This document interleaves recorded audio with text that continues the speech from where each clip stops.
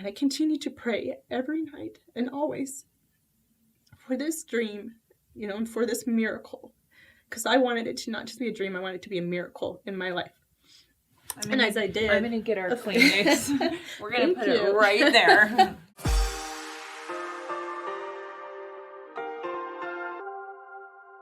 Hello and welcome to The Middle. We're so grateful that you have joined us, and thank you for all that have welcomed us on our new home on Third Hour. We love being a part of the Third Hour community, and we have felt welcomed and loved, and I know you're in for a heart-opening conversation today. I'm so glad you have joined us with the beautiful Anna. Thank you for being here, friend. Thank you. I'm so glad this day is finally here. Yes. Why don't you share with our viewers a little bit about yourself and what you do? Okay. Well, my name's Anna Katia, and I am an author of my book, 14 Days. And I really wanted to be able to share with many my experience in my own adoption and my desire to go in search for my birth mother. So my journey really started when I was just young. And for myself, I don't know, for many of us, we just feel like sometimes we want to be searching for something, or we want to be part of something so big and great. And for me, it was like to be a part of like who I was and know who I was. Mm-hmm. Being adopted, I came to America at age 3 years old. From where? From Costa Rica. Which is amazing, right? Yeah. It's so beautiful. It's in Central America, and it's just above Panama. So yeah, I came from Costa Rica, adopted at 3 years old. And where did you grow up? In Provo, Utah. Okay. I did in Provo, Utah.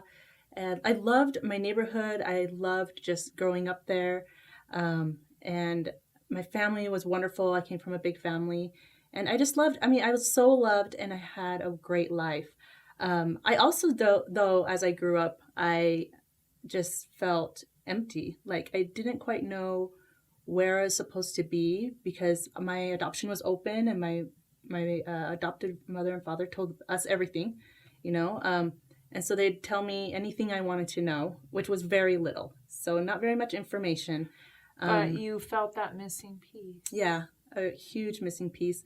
So all I knew was the name of my birth mother, and then the name of the lady from my orphanage. So I did know I went to an orphanage, and I was an orphan for about a year and a half, and then I returned, and then I was able to be adopted to America. So what did your parents share with you? Because I know we do have quite a few viewers that this is part of their story. Either they're the adopted parent, mm-hmm. they're the birth parent, or they're the child that has been adopted. What did your adopted parents feel they could share with you?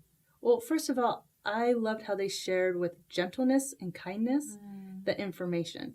And they just came in with like a lot of empathy for me and got on my level. I was like, oh, this is where you came from, and this is your mom's name.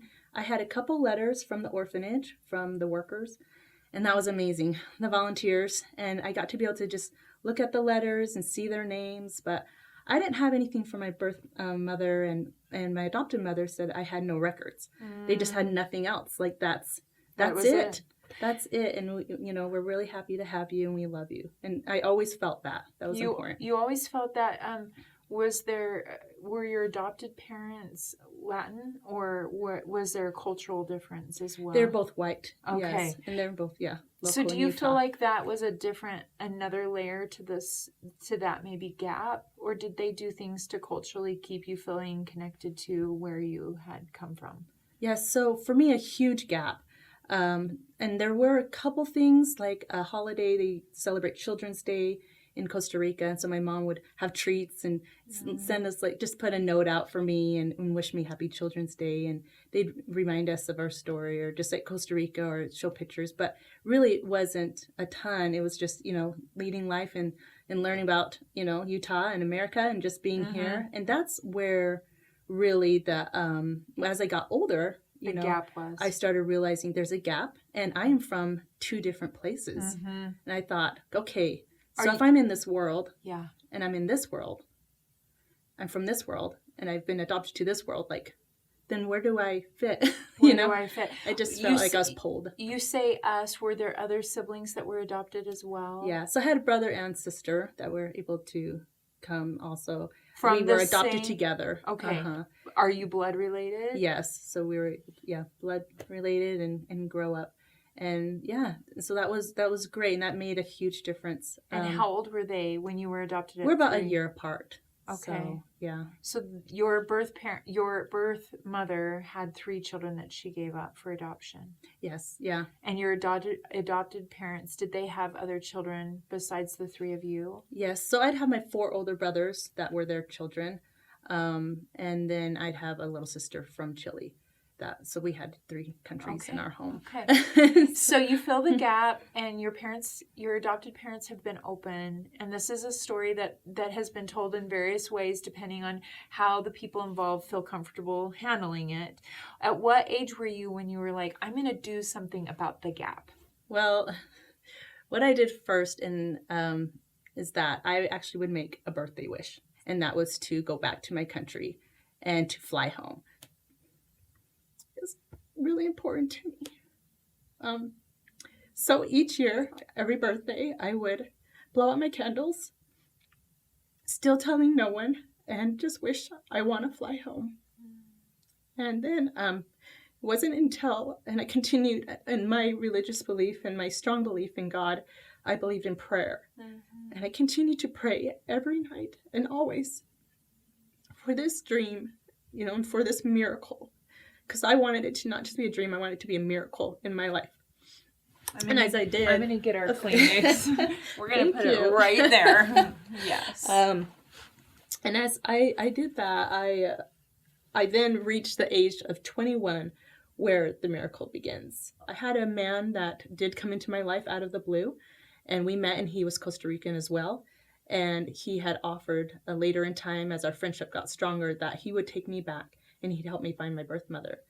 And I didn't know much Spanish. I didn't grow up with much Spanish, so he was my translator. And we would begin the 14-day journey, which was the 14 days we would be there on the trip to see what we could do. With the goal being first to meet my mama from the orphanage, and then to because you knew what the orphanage's name was. At least you could start there, right? Yes, thankfully I had the orphanage's name and her name and 2 of the volunteers, and then to obtain the records in some way, we'd have to go to the government, which they called the patronato, and do that, which he had worked with before, so thankfully that worked out well. Wow. And then to find, the big goal was to find the city's name, because I didn't even know what city she lived in now. I mean, out of all Costa Rica, and go find my birth mother, just her name. And so we needed to obtain that city name. And then we would be able to see, was she still there? Was she still alive? What would happen? And could I really find her? So at 21, you go. Yeah, 18 years later. And tell us what happened. Well, we boarded the plane. And as I was on the plane, I was first just like, is this really happening? This is so great. I just felt so happy. But I hadn't really understood like all the emotion I had been holding on to. Mm-hmm. And I think a lot of times we can go through that, right? Like we just hold on to emotion and we want to believe, we want to hope.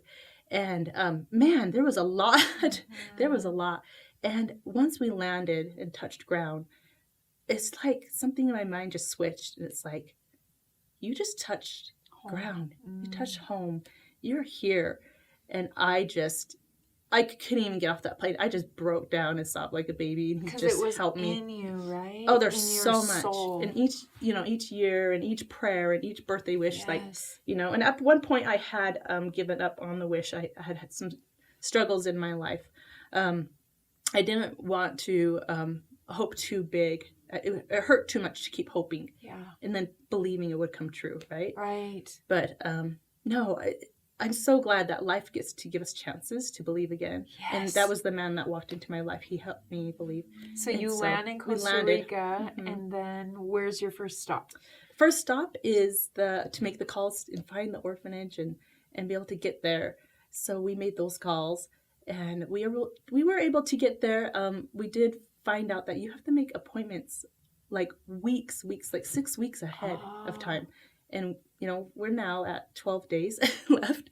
And so the secretary was not very happy with us, but he would just explain, no, this is like her orphan, like this is her child, she's coming back and she really needs to meet. So Norma Espinosa is the mama of the orphanage and is Hogar Infantil.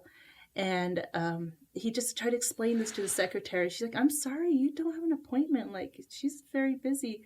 And he's like, okay. And he hung up. And then he looked at me and he goes, well, I don't care. If you want to go, we're going to go anyways. And so now that, we got a little more information, we decided we'd just show up. Just surprise. And how were you received? We showed up and I came into the building. The secretary was not happy. But I do recall Norma Espinosa was in a meeting. She quickly stood up. She felt prompted to stand up, leave the meeting. And then at that time, I felt prompted to stand up from the couch I was on, go down a hall. And right when I turned down that hall, she was turning down the exact hall. It had been connected. And we just looked at each other's eyes. And I just knew. I just knew from my head to my feet, just pure warmth. Wow. And I was like, oh my gosh. That's my mama from the orphanage. And I remembered everything. Wow. I could feel the love. Wow. And it was just powerful. I didn't know you could remember love. Yes. I didn't know you could it have it back on you, yes. Right? And it was still there the whole time. And she looked at me, and the funniest thing was, it's so cute. She's just like, you look exactly the same. Oh. She kept saying, you look exactly the same. And you're 21 now. Like, okay, I'm 21. Okay, thank you. So you have this beautiful reunion. Yes, it was so beautiful. And we just cried and tried to talk and cried. It was wonderful. And she did talk to me about my birth mother and do you still want to find her? And how do you feel about that? And then she let me know your birth mother did go through a lot. And she made some choices and just love her, and move on with your life. And I said, okay. But I knew in that moment after she said move on, that wasn't my path. I honored her. And I honored her space and her sharing because I know she didn't want me to get hurt. But I knew I need to keep looking. So she did do one thing. She pulled from her pocket a card. And because it had been years and years later, which was perfect, she now was in a place where a lot of the lawyers, a lot of the government knew her. She was very well known now. And so she was able to give us a card to a lawyer that was the top lawyer. And she was in the social work kind of department. And she said, if you go talk with her, I hope that she'll help you. And she has your records. She's the one that you want. So we decided that's our next step. And was that successful? Did they have your records and did they help you find your birth mom? It was successful. We did. We were able to get the records, obtain them with some struggle, even from the lawyer. But she had a change of heart. And that day she said, you need your records. I just know it. You're not leaving this building without them. Wow. But yes, we obtained them. We read through them. I got the full story. The state had thankfully done an interview on my birth mother and gotten all the information why her life was like this. Why did she abandon her children? Why was she gone for 3 months at a time, not feeding her children? Why, what was going on in this circumstance? And I found out she was an alcoholic since the beginning of time, as long as they knew on record, and that she was trying to stop. And wow. She had children every year, and it wasn't the same father. And so this idea and this image, was very different for me. Trying to think of, who would my birth mother be like? Your whole life, you probably had thought through or fantasized about what she was like. Yeah, and now you're getting this very layered version of like all of us, the raw, right? The raw, yep. When you had that information, did it make you want to still go forward even more, or were you satisfied? Oh, even more. Okay. Yeah, I was driven even more because I was like, this is completely opposite than I have ever lived or even fantasized. What was your perception of what you thought it was versus what it was? I thought it would be kind of like a middle ground to that. Like, I knew she might not have much and she may be nice and, probably take care of herself somewhat. Just kind of that middle ground and then nothing over the top, but nothing like too severe. But then to hear her story, I was like, wow, you had like a lot. And so she was kind of like, well, they marked her a wanderer. So she would wander the streets because half the time, she was homeless. And in a way she was. But they later in the record shared that we did live in a shack, a tin shack, and that was home on top of a mountain top. And she would walk from the mountaintop to the town, and she'd wander. And that's when she would leave for 3 months at a time. Okay, I can feel all of our viewers on the edge of their seat. What was the next step, and where are you at now? And so we are now at the last day before we're going to leave. We had stepped into Panama for a couple things, and then on our way back, I knew we were passing San Vito, which is right next to Panama. And I just looked at my friend, and I'm like, we're going. We're going. We're doing this now. We're going to do this. I hadn't realized I was really walking into something that, a totally different world. It just had to become a miracle to be able to do this. So when we drove in, I was very overwhelmed because of the reality, and I thought, we're crazy. Should I just turn back? But then I just got this thought, calming thought, just say, you'll be fine. Just talk to your people. Your people will lead you. And then my friend got the idea, why don't we'll just start at the beginning. We'll start calling her name out the window. And we'll just say, do you know this lady? We'll just start asking each person literally on the street while they're on their way and they're in their lives and doing their thing. And I'm like, okay. So we did. Flor Mina Hidalgo. Wow. Yeah. So you start calling out her name. So we started calling out her name, literally. Just calling them out to my people. And praying. Each time something was about to happen, I always prayed. Now I always, believed. So I continued, and then when we were saying her name, a woman finally told me what mountain. She just said, go this way. But when we got to the top, we were now at the end of our day. And there's about sunset in 10 minutes. And my friend looked at me and he said, I have to be honest with you. We have been searching and traveling for hours, but it is not safe to be up here. And I don't know the city very well. And we look very tourist, even though we're both Tico and Tika, and that's what they call us. But he's like, we will have to head back if we don't find something. And we looked to the right and we noticed a farm man standing there. That was a farmer. And he goes, I'm going to ask him. So he gives him my mother's name. Have you seen her? Because we don't even know if she's alive still. We haven't heard from anyone. They just say we've seen her over these amount of years. Yes. So we look at him and he goes, yes, I know that name. And we're like, oh my gosh, okay, And he's like, actually, I just saw her 2 hours ago. And I'm like, she's alive. And we're like, wait, she's alive? And that told us, we weren't crazy. Like, she's alive. And then he turns around. I can't believe this. He turns around and he points down the mountain right where we are. And he goes, oh, she's just down there a little bit. Just go a few minutes down. And you just head down that mountain. And you're thinking, hit the shack, this is how God is. It feels so overwhelming to us. And he's like, no, it's just right there. So simple. So you at the very end, with 10 minutes left. Exactly, the 11th hour, the right? 11th hour. The fourth watch God, right? Yes. So you go down. So we go down, just as the records say, which was beautiful. The records read that you'll go down some rocks and you'll cross a bridge. This was recorded by the state. And when they came to get us, they say you will go over a bridge, you'll hear some water, and then you'll see a clump of tall trees, and then it will open up, and there will be sitting the shack. And we did just that.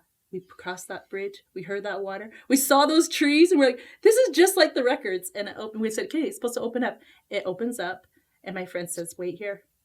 Hold on, because we know what happens next. The shack's there. And he's like, I'm going to go check if she's there. Quickly back. And he's like, he has this just look on his face like, oh. And I'm like, what? And he's like, I just saw your mom. And I'm like, what? And he's like, oh my gosh, you're not going to believe it. And I'm like, what? And he's like, she looks just like you. And I'm like, oh my gosh. Like, wait, she looks like me? And that was also a very quiet, I didn't depend on that answer, but I did hope in my heart, in a little part, what if she looked like me? I would really know. Because it's a piece I would of really you know. that helps validate who you validate. are. Yeah. This is my mama. Yeah. I can see her, and I see me in her. There's no question. Right? No question. Yeah. And I said, For her, you're going to do this. I'm going to do this for me and for Yes, her. yes. And I felt like that little girl Needed that had to return it home. Yes, yes. And he's like, and I turned to him and I said, yes, let's do this. I just propped my head a little over and saw her, and I'm like, oh, you know, and got my courage up and then stepped out from him and just saw her and saw her in a white dress with purple flowers on it and straggly hair. And I'm like, oh my gosh, she looks just like me. So from the records, it would age her at age 50. And Which I felt is the like age I am. beautiful age. Beautiful age. And so my friend asked her quickly, because we just had minutes now. We had about 4 or 5 minutes. And he's like, 18 years later for 4 or 5 minutes. And he's like, Flor, this is your daughter, and told her what's going on. And she wasn't quite all there. She had a mental illness. We did later learn she was diagnosed with schizophrenia. And so she went in and out. Which is why the wandering and the drinking. But when I approached her, she remembered our names, and she did call out all of me and my brother and my sister's name in full. And so I knew that she recognized me. But then she also thought we were the state. So you could tell there was some mental illness. And how did you deal with that? It was hard, super hard. And what got harder was he asked her if she would give me a hug, and he's like, simply a hug, I mean, we have 5 minutes. And she looked at me and she, no. And she said no. And he looked at me, like, sorry, and then he thought I could ask her if she'll give you a picture, oh, can we have a photo, And she's like, no. But as I looked away and thought, I was just looking away to think. I just kind of looked away. It was so overwhelming, right? And I knew I was about to leave, so I just kind of took that breath in, looked away, and I looked back. I saw her hand out, is holding a cucumber in her hand, and she's just holding it out. So I took the cucumber, and I looked at my friend, and I'm like, I don't know what I do with this. And this is where the learning comes for me. This is where my mother heals me. I take the cucumber and I say, why a cucumber? I come this far for a cucumber? And I had, I had bitterness, resentment, hurt. And I had that place, like we can all have, right?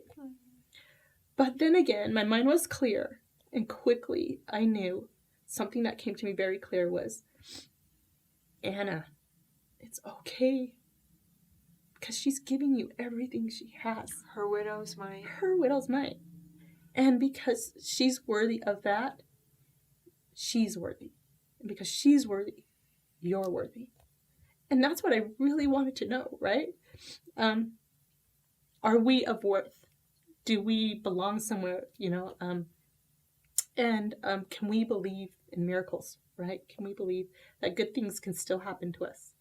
And so I realized when we walked away and got to the car, that my mother was the blessing. Had given you everything. Yeah, and she taught me everything in that moment. Wow. Everything. She was my greatest teacher. And just the humility was really, really great. So yeah, I just feel that if we can really come in to ourselves and realize that, yes, we're imperfect, right? But that's what led me to my mother's, her imperfections. Not how perfect she was, how imperfect. That's how the people of my town knew her. That's how I was able to find her, is because of her imperfections. Wow. And if we can just accept all of us. And we usually hide that part of us. Yes. And that's what connected you back. Mm-hmm. Where are you at with her now? For those that are watching that are maybe at the beginning of their adoption journey, or maybe it didn't turn out even with the token of a cucumber, right? That they're feeling still that void or loss. What would you leave with them? I would just say, honestly, just have hope, and have your will. We have our desires in life, but have your will in line with your higher power, with those things that you feel are right, in light and in love. And if you do that, and if you just hope and continue to believe that miracles do happen, they will happen in the way they need to happen. Not always how we want them to happen. And I tell you, my journey was not easy in any ways. I mean, those miracles don't come easy. And it hasn't been since that day. It never has been easy. Because you don't have contact with her. She lives in a shack on a mountain. Yeah, there's no contact whatsoever. I actually tried to return back again and did not find her. So Wow. that's the miracle, right? Just the accept. miracle. Mhm. I Accept what is. love that your takeaway is that the miracle doesn't always look the way we think, but to stay in trust with God. Our God is a mighty God, right? Yeah. And He can help you with a friend. I think it's the Alma and Amulek helper that comes right then, right? This friend that helps you on your journey.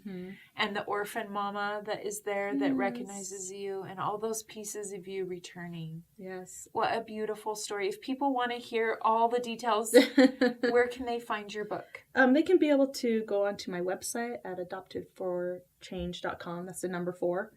And there on under products, they can be able to either leave a message there in email for, adoptedforchange@gmail.com, or they can be able to go on my Facebook page at adoptedforchange.com.